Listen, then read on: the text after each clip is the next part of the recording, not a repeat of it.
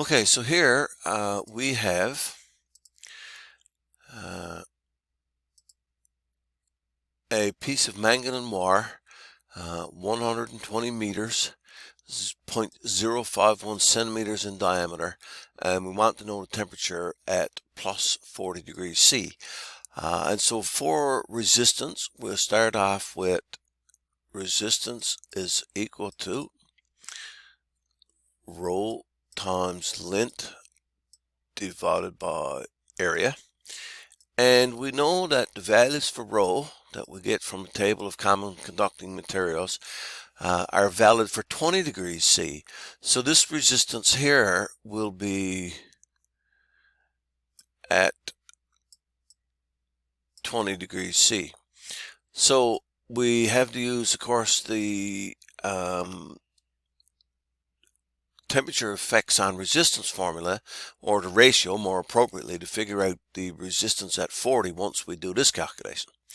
Okay, so we got to start this off then with a couple of things. We'll find rho in the table in just a minute. First, it's area. And area is equal to pi times d squared over 4.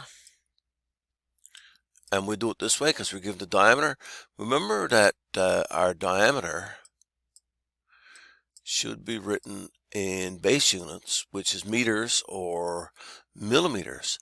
So 0.051 centimeters times 1 meter over 100 centimeters, or move your decimal to the appropriate number of spots. Remember here, lowercase c, lowercase m means centimeters.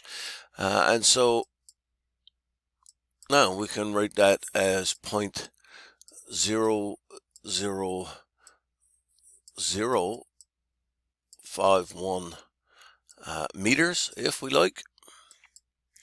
Or we can write it as 0.51 millimeters, which might be the most appropriate way to write it.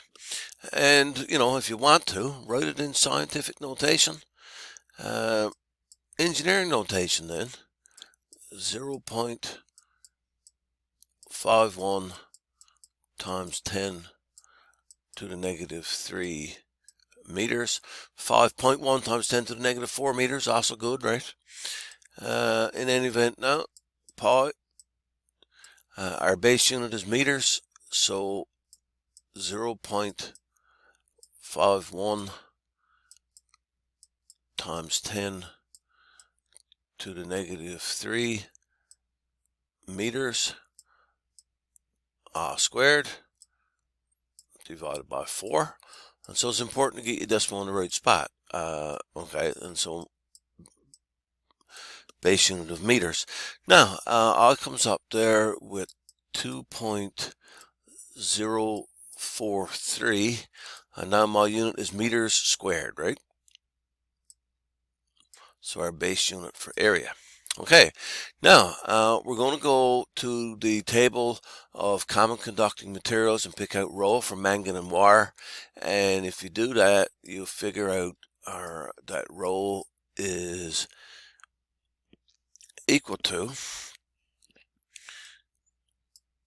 I got in my example here 48, so I assume that means 48.0 times 10 to the negative 8 ohms times meters. Okay, so our resistance calculation then, resistance is equal to 48 times 10 to the negative 8 ohms times meters multiplied by the length.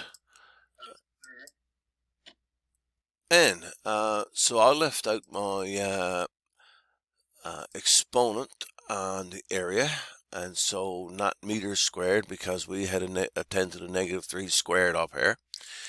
And so more appropriately, I should have 2.043 times 10 to the negative 7 meters squared. And so now I'll make sure I'll include that in my resistance calculation.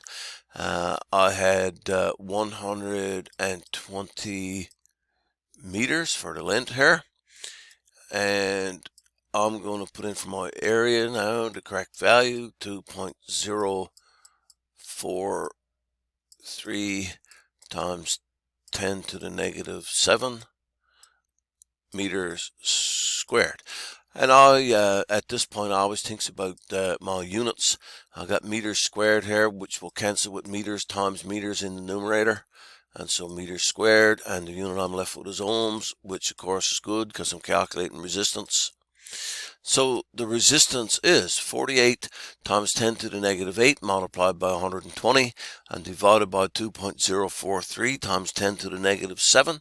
And if I'm going to round that to 3 significant digits, I came up with 282 ohms.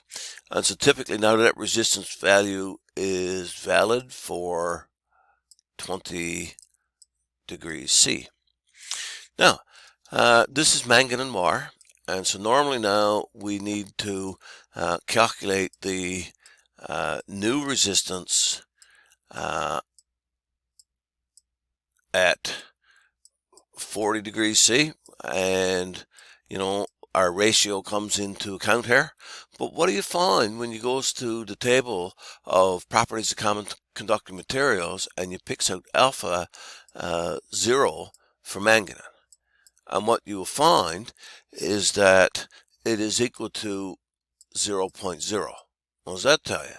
Manganese is one of those alloys whose temperature is not dependent on, whose resistance is not dependent on temperature. So then we say typically that it's, okay, I don't think that's the proper symbol. I'm trying to say that it's not proportional to resistance, to temperature, right? And there's a symbol for that I should be picking out, not proportional to temperature. And so therefore, right, our answer to the question is that the resistance at 40 degrees C has not changed with temperature, and so 282 ohms.